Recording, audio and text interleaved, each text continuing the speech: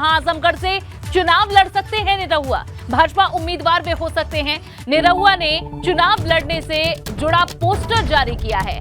Party ने नहीं किया है अब तक उम्मीदवार का ऐलान, लेकिन निरहुआ ने खुद ये पोस्टर जारी किया है। वो पोस्टर भी आपको दिखाएंगे। आजमगढ़ में उपचुनाव होने हैं। अखिलेश यादव के इस्तीफे के बाद ये सीट खाली हुई है और आजमगढ़ से चुनाव लड़ सकते हैं निरहुआ।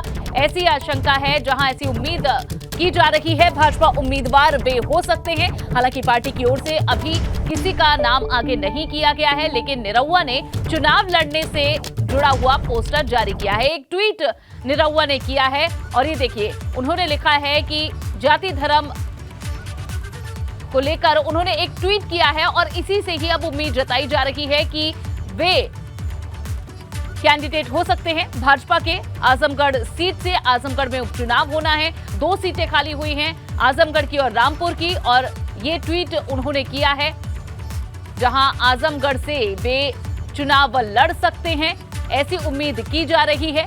निरहुआ ने इस बाबत जो ट्वीट किया है उससे ये संकेत मिल रहे हैं कि वे वहां से चुनाव लड़ सकते हैं। हालांकि पार्टी की ओर से अभी तक उम्मीदवार का ऐलान नहीं किया गया है, लेकिन संभावना है कि आजमगढ़ से निरहुआ चुनाव लड़ सकते हैं। आपको बता दें कि जब अखिलेश यादव यहां से ये सीट जीते थे तब भी निरहुआ ने ही उन्हें चैलेंज किया था। वही बीजेपी के प्रत्याशी थे, वे चुनाव हार गए थे और अब जब अखिलेश यादव इस सीट से इस्तीफा दे चुके हैं, लोकसभा की सीट से इस्तीफा देने के बाद जो ये सीट खाली हुई है, इस पर भाजपा एक बार फिर से क्या निरहुआ को उतारती है नहीं, ये देखना होगा। हालांकि निरहुआ इससे पहले भी कह चुके हैं कि जो भी पार्टी का आदेश होगा वे उसे स्वीकार करेंगे और अब एक ट्वीट उन्होंने किया है, एक पोस्टर उन्होंने साझा किया है, जिससे अब ये उम्मीद की जा रही है कि भाजपा के निरहुआ कैंडिडेट हो सकते हैं। लेकिन इंतजार करना होगा पुख्ता, जब पार्टी की तरफ से मोहर लग जाएगी उनके नाम पर, तब तक का। लेकिन निरहुआ जहां लगातार इस तरह के संकेत देते रहे हैं।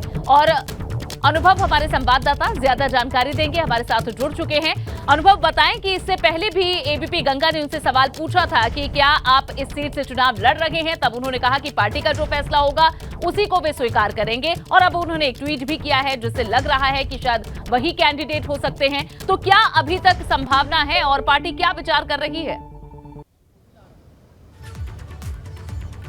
देखिए, बिल्कुल निरहुआ, आपको याद होगा जब अखिलेश यादव ने वहाँ पर सदस्यता से इस्तीफा दिया, उसके 2 दिन बाद ही सक्रिय हो गए थे निरहुआ। वो आजमगढ़ भी गए, वहाँ कुछ समस्याओं को लेकर डीएम से बात की, एसपी से बात की, तमाम जो अन्य अफसर थे उनके साथ बात की और 2-3 दिनों तक आजमगढ़ में ही रहे। और तभी ये चर्चा शुरू हो गई थी कि शायद निरहुआ ही कंटेस्ट करे आजमगढ़ का जो लोकसभा का उपचुनाव है, क्योंकि 2019 में जब लोकसभा का चुनाव हुआ था, अखिलेश यादव के सामने निरहुआ बीजेपी ने उतारा था और ठीक ठाक फाइट भी दी थी निरहुआ ने।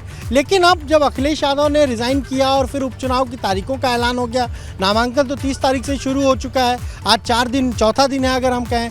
समाजवादी पार्टी का कैंडिडेट कौन होगा ये भी अभी पता नहीं है। लेकिन दिनेश लाल यादव निरहुआ ने जो ट्वीट किया है उसमें लिखा है कि कमल का बटन दबाइया भैया, आजमगढ़ चुनाव का जिक्र है। तो कहीं ना कहीं पार्टी ने ज़रूर एश्योर किया होगा, कहा होगा कि ठीक है, जाओ तैयारी करो और हम जो है जब उपचुनाव होगा तो आपको ही वहाँ पर लड़ाएंगे। लेकिन एक बात अपने दर्शकों को हम बता दें, जब अभी विधानसभा के चुनाव हुए थे तब भी पार्टी इस कोशिश में थी, इस मूड में थी कि एक सीट पर, यानी जो आजमगढ़ सदर की सीट है, जहाँ दुर्गा यादव चुनाव लड़ रहे थे समाजवादी पार्टी की तरफ से, बाद में वो चुनाव वही जीते, तो वहाँ पर कहीं ना कहीं बातचीत हुई थी कि निरहुआ को लड़ाया जाए, क्योंकि वहाँ जो वोटर्स का समीकरण है, जिस तरीके से यादव वोटर्स वहाँ ज़्यादा है, उसी को भुनाने की कोशिश हुई थी। पर तब दिनेश लाल यादव निरहुआ ने ये कहा था कि अगर लड़ाना है तो मुझको लोकसभा का चुनाव लड़ाइएगा। हमारे जो सूत्र हैं उनके मुताबिक साफ तौर पर दिनेश लाल यादव निरहुआ ने यही बात कही थी। फिर अखिलेश यादव ने इस्तीफा दे दिया, सीट खाली हो गई, उपचुनाव की तारीखों की घोषणा हो गई है। तो ऐसे में दिनेश लाल यादव की जो सक्रियता है वो ये बताती है कि पार्टी की तरफ से उनको एश्योर किया गया और हो सकता है कि आज या कल सुबह तक जो है बीजेपी भी नाम की घोषणा कर दे, क्योंकि दोनों जगहों पर, आजमगढ़ ही में ही नहीं, रामपुर में भी कौन कैंडिडेट होगा अभी तक पता नहीं है। तो अगर आप देखिए 4 दिन हो चुके हैं, 2-3 दिन का समय और बचा है नामांकन के लिए। तो ऐसे में दोनों पार्टियों को, चाहे हम कहें समाजवादी पार्टी की बात करें या बीजेपी की बात करें, इनको तो कैंडिडेट घोषित तो करना ही होगा, चुनाव तो इनको लड़ाना ही है। मायावती को देखिए, उन्होंने तो गुड्डू जमाली को बहुत पहले ही कह दिया था कि आजमगढ़ का जब उपचुनाव होगा तो गुड्डू जमाली हमारे कैंडिडेट होंगे। रामपुर में उपचुनाव वो नहीं लड़ा रही है क्योंकि आजम खां के लिए सिंपैथी एक तरीके से दिखा रही है, ताकि वहाँ जो वहाँ वो कैंडिडेट नहीं लड़ा रही हैं, उसका असर आजमगढ़ में हो, यानी जो मुस्लिम वोटर्स है वो उनके साथ आए। ये बीएसपी की रणनीति है। बीजेपी की रणनीति क्या रहती है? अखिलेश यादव को जो आजमगढ़ के 10 विधायक हैं वो कह रहे हैं कि डिम्पल यादव को लड़ाइए, डिम्पल यादव को लड़ाइए, लेकिन अखिलेश यादव कुछ और भी नामों पर विचार कर रहे हैं हमारे जो सूत्र हैं उनके मुताबिक। यानी कहीं ना कहीं एक तरीके से हम कहें तो एकमत नहीं हो पा रहे लोग कि डिम्पल यादव को लड़ाया जाए, नहीं लड़ाया जाए। और दिनेश लाल यादव निरहुआ का आना, खुद प्रचार करना, खुद ट्वीट करना, इस तरह से कहना, यानी एक मैसेज तो है कि दिनेश लाल यादव निरहुआ आजमगढ़ में लोकसभा का उपचुनाव लड़ सकते हैं। और शायद यही वजह है कि दूसरी पार्टी अभी सोच रही है कि किसको चुनाव में उतारा जाए।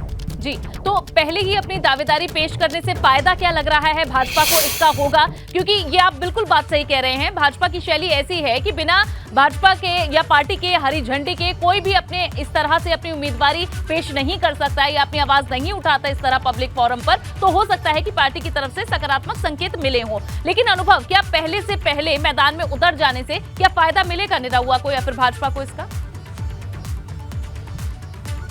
देखिए अब जो भी है, अगर हम कहें तो 2 दिन और बचे हुए नामांकन के लिए, यानी आखिरी तारीख है, और ऐसे में चाहे बीजेपी हो, समाजवादी पार्टी, उनको अपने कैंडिडेट को तो लड़ाना ही है। अब इसको हम एक तरीके से प्रेशर पॉलिटिक्स कह सकते हैं। कैसे प्रेशर पॉलिटिक्स? अगर दिनेश लाल यादव निरहुआ ट्वीट कर रहे हैं कि आजमगढ़ से हम लड़ेंगे, कमल का बटन दबाइए, तो एक मैसेज देने की कोशिश है कि वहाँ बीजेपी दिनेश लाल यादव को लड़ा सकती है। ऐसे में जो दूसरा विपक्षी दल है समाजवादी पार्टी, शायद वो किसी और चेहरे को मैदान में उतारे, क्योंकि अखिलेश यादव को कुछ सहयोगियों ने या हम क्या उनके सलाहकारों ने ये भी कुछ सलाह जरूर दी होगी कि हमें ये देखना होगा कि बीजेपी किसको लड़ाती है। क्या दिनेश लाल यादव वहाँ चुनाव मैदान में उपचुनाव में उतरते हैं? अगर दिनेश लाल यादव उतरे तो शायद समाजवादी पार्टी की स्ट्रेटजी बदल जाए। और मान लीजिए समाजवादी पार्टी ने अभी तक तो घोषित किया नहीं है, 3 दिन पहले एक बैठक जरूर बुलाई थी अखिलेश यादव ने पार्टी के विधायकों की कि वहाँ पार्टी कार्यालय पर चर्चा होगी किसको लड़ाया जाए, लेकिन वो बैठक हो नहीं पाई थी।